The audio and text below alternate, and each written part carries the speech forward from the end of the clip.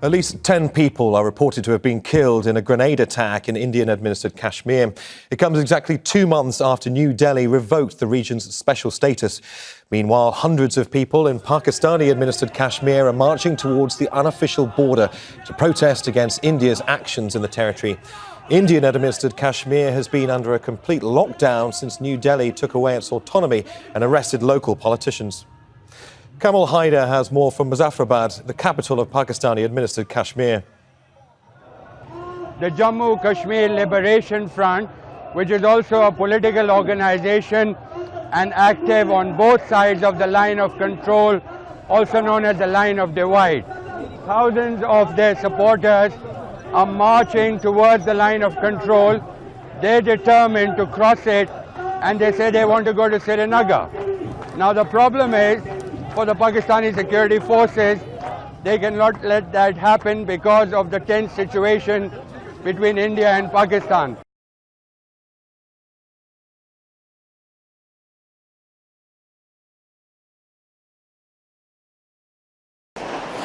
Face masks have become one of the main symbols of the protester movement here in Hong Kong. They are also a way to hide identities from surveillance cameras. Now, it's illegal for protesters to cover their faces. Their protests have become increasingly violent. Initial peaceful rallies, the largest ever seen here, calling for the withdrawal of a proposed extradition law, have escalated into running battles and vandalism. Their demands became more of a broad pushback against what protesters see as growing control from Beijing.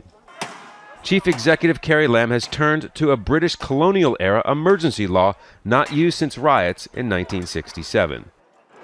Anyone who wears a mask could face up to a year in jail and a $3,000 fine. Hong Kong is not in a state of emergency, and we are not proclaiming that Hong Kong is entering a state of emergency.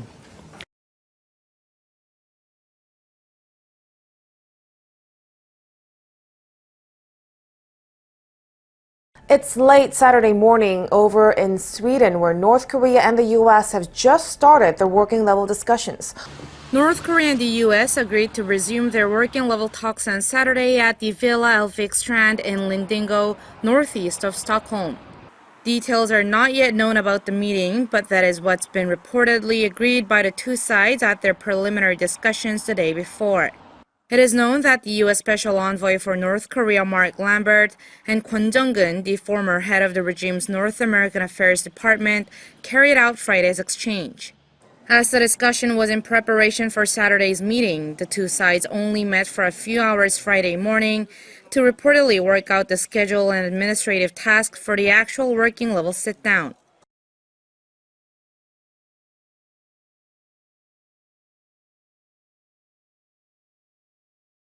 That breaking news on the Lower East Side, where 4 people have been killed. Police believe all the victims were homeless and hit with a metal object as they slept. We're told someone is now in police custody. CBS 2's Christina Fan live on the Lower East Side.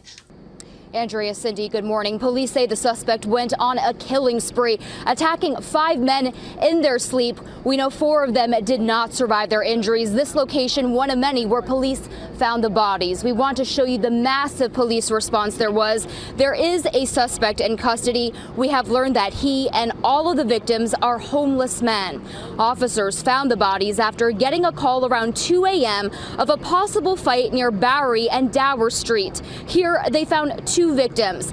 Then just a block south on East Broadway, we know officers found 3 more bodies. It is believed the victims were sleeping when they were hit by a metal object, possibly a bat.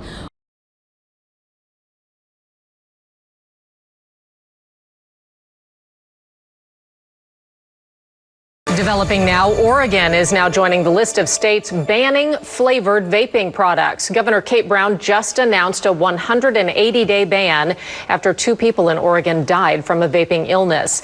This comes on the heels of new numbers from the CDC showing more than 1,000 people across the country have confirmed or probable cases of a vaping lung injury. And that number includes 19 deaths. At the same time, a new study claims the lung injuries resemble the same kind of damage to people who have been exposed to harmful gases or chemicals. The type of injury that I see in these cases could be compared to the type of injury that's seen in an industrial accident where an unfortunate individual is exposed to a drum of chemicals that spills on the factory floor. Now, that new report on on the damages is just preliminary. Investigators still haven't connected a single product or substance to these vaping-related illnesses.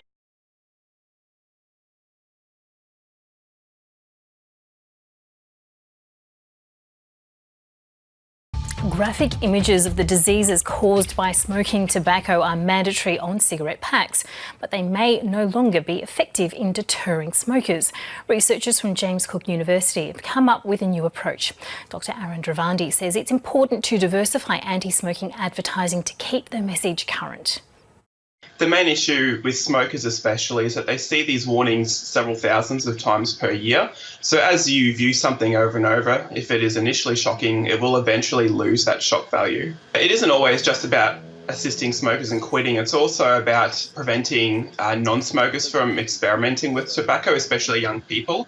So the health warnings that I developed include simple text that runs down the line of the cigarette. And as you rotate the cigarette, you can get the entire message. And the message that you gave as an example, the minutes of life lost, it simply has a counter which runs down the cigarette. So as the cigarette is burnt away, the counter increases, describing the number of minutes of your life taken away from that individual cigarette.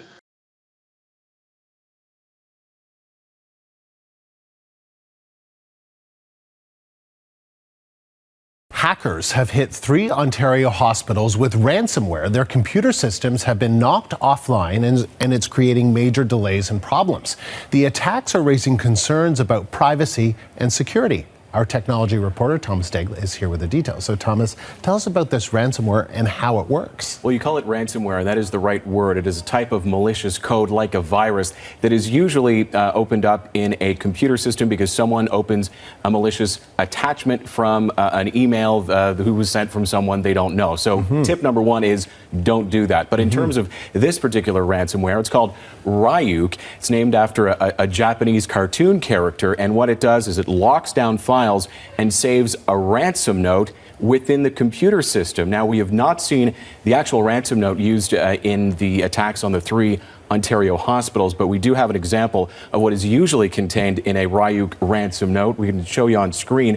No one can help you restore files without our special decoder. You're going to have to pay for decryption in bitcoins, it says. The final price depends on how fast you write to us.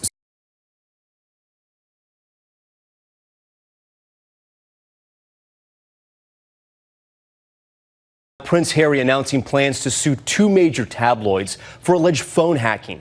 Harry accusing the owners of The Sun and the Daily Mirror of intercepting voicemail messages. Tonight, Prince Harry stepping up his fight with the British tabloids, this time taking aim at the owners of The Sun and the Daily Mirror after his voicemails were allegedly hacked. Allegations of phone hacking have happened before for William, Harry and Palace aides, but Harry's bringing up the past again. He's confident he can win this trial and they have enough evidence. It comes just days after the Duchess of Sussex filed her own lawsuit against the Mail on Sunday for publishing a personal letter she penned to her estranged father, Thomas Markle. The Prince accusing the tabloids of creating, quote, lie after lie at her expense, even invoking his mother, Princess Diana. I lost my mother, and now I watch my wife falling victim to the same powerful forces.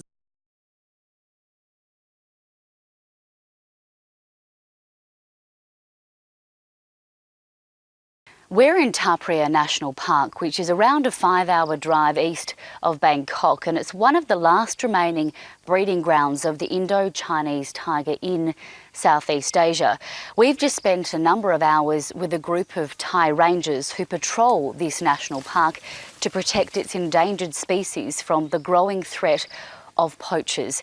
But their job is getting much harder with increasing urbanisation and road development through and around the national park. And this isn't a problem just isolated to this particular animal sanctuary. It's happening right across the region.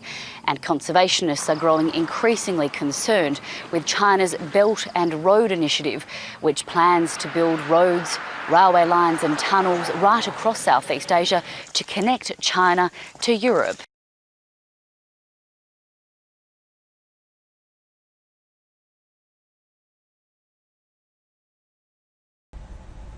Moving on, the Aarey Forest crackdown, which began midnight, continues and around 1,000 trees have already been felled.